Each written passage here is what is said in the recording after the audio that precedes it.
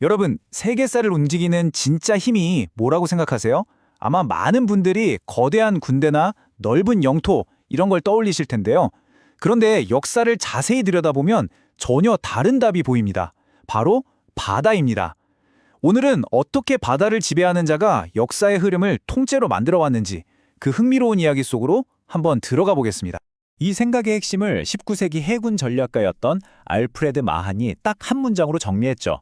해양력은 국가의 번영과 지배력에 비례한다. 이게 그냥 군함 몇 척 더 많다는 그런 단순한 얘기가 아니에요. 한 나라의 경제, 문화, 심지어 그 운명까지도 바다를 어떻게 쓰느냐에 달려있다는 아주 강력한 선언이었던 겁니다. 근데 여기서 이런 궁금증이 생기죠. 아니 왜 하필 육지가 아니고 바다일까요? 우리가 발 딛고 사는 건 분명 땅인데 왜 망망대해를 지배하는 게 그렇게 더 중요했을까요? 이 질문에 대한 답을 찾는 게 바로 오늘 이야기의 핵심입니다. 자, 그 첫 번째 증거를 찾아서 아주 먼 옛날 고대의 지중해의 푸른 바다로 시간 여행을 한번 떠나보겠습니다. 고대에 정말 대단한 항해사들이 있었죠. 바로 페니키아인들입니다. 기원전 12세기부터 이 사람들은 뿔뿔이 흩어져 있던 지중해의 도시들을 촘촘한 바닷길로 연결했어요. 말하자면 최초의 글로벌 경제 시스템을 만든 셈이죠. 근데 이 사람들이 배에 실어 나른 게 단순히 비싼 물건만은 아니었다는 게 진짜 중요합니다. 더 중요한 건 바로 아이디어였어요. 지금 우리가 쓰는 알파벳의 조상이 된 페니키아 문자가 바로 이 백기를 따라서 지중해 전역으로 쫙 퍼져나갔거든요. 바다가 문명을 실어 나르는 고속도로 역할을 한 거죠. 페니키아인들이 뿌린 이 씨앗은 시간이 흘러서 훨씬 더 강력한 제국들의 손에서 그야말로 활짝 꽃을 피우게 됩니다. 이 해양 제국이라는 모델이 어떻게 완성되고 전 세계로 뻗어나갔는지 한번 보시죠. 베네치아를 한번 보세요. 이탈리아에 있는 작은 도시잖아요. 땅도 좁고 인구도 얼마 없는데 오직 바다를 지배하는 그 힘 하나만으로 무려 1000년 동안이나 유럽을 주름잡는 제국으로 군림했습니다. 정말 대단하지 않나요? 이게 바로 베네치아만의 성공 공식이었습니다. 온 나라가 해상무역 하나에만 집중하고 나라에서 직접 배를 똑같은 규격으로 만들고 군함이 상선들을 보호해주고 거기에 전 세계 정보망까지. 이건 뭐 물리적인 국경 같은 건 그냥 뛰어넘어버리는 시대를 한참 앞서간 방식이었죠. 자, 이제 19세기로 넘어옵니다. 이 바다의 법칙이 역사상 가장 거대한 시험대에 오르게 되어 바다의 제국 영국과 대륙에서 떠오르는 강자 독일, 이 두 거인의 충돌은 이제 피할 수가 없었습니다. 이 두 나라가 그리는 그림이 완전히 달랐어요. 영국은 삼시 정책, 그러니까 카이로, 케이프타운, 콜카타를 잇는 핵심 바닷길을 장악하려고 했고요. 반면에 독일은 삼비 정책, 베를린에서 바그다드까지 거대한 철도를 깔아서 대륙을 꿰뚫으려고 했습니다. 말 그대로 바다와 육지의 정면 대결이었던 거죠. 그런데 이 거대한 대결의 승부를 가른 건 의외의 한 방이었습니다. 바로 석이었어요.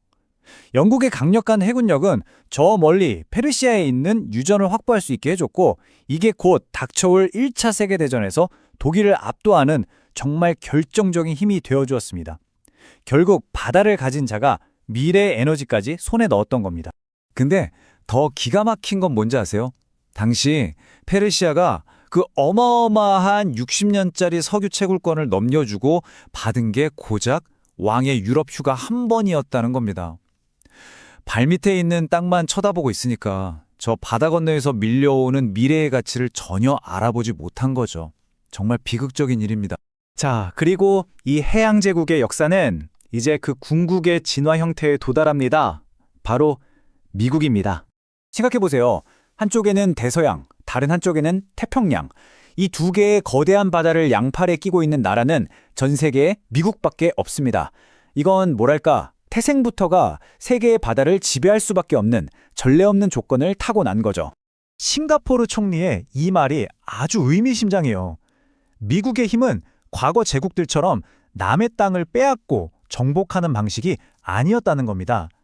대신에 전 세계 바닷길을 안전하게 만들고 누구나 무역할 수 있는 시스템을 열어줬죠. 다른 나라들이 그 시스템 안에서 알아서 성장하도록 일종의 판을 깔아준 겁니다. 이게 바로 새로운 형태의 지배력이었죠.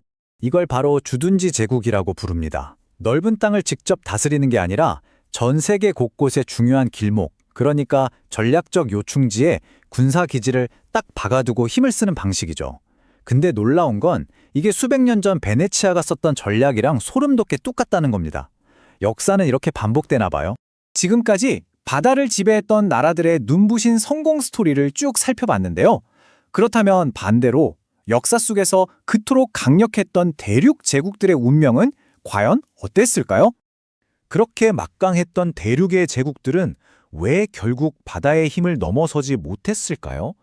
도대체 뭐가 그들의 발목을 잡았던 걸까요? 그 내재적인 한계를 한번 들여다보죠. 가장 대표적인 예가 바로 몽골 제국입니다. 유라시아 대륙을 통째로 뒤흔들었지만 바다 건너 일본 원정에서는 처참하게 무릎을 꿇었죠. 이게 단순히 힘이 약해서가 아니었어요. 육지에 완벽하게 최적화된 그들의 힘이 바다라는 전혀 다른 환경에서는 그냥 무용지물이 되어버리는 근본적인 한계 때문이었습니다. 그리고 이런 패턴은 역사에서 계속 반복됩니다. 청나라나 오스만 제국도 마찬가지였어요. 내부의 넓은 영토를 다스리는 데만 급급하다 보니까 정작 자신들의 긴 해안선 너머에서 다가오는 거대한 위협을 너무 늦게 알아차리고 만 거죠. 자, 그럼 이제 마지막 질문입니다. 미래는 어떨까요?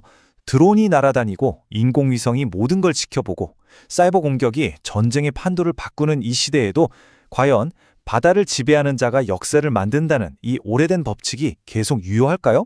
아니면 우리는 지금 역사의 완전히 새로운 장이 펼쳐지는 그 시작점에 서 있는 걸까요? 여러분의 생각은 어떠신가요?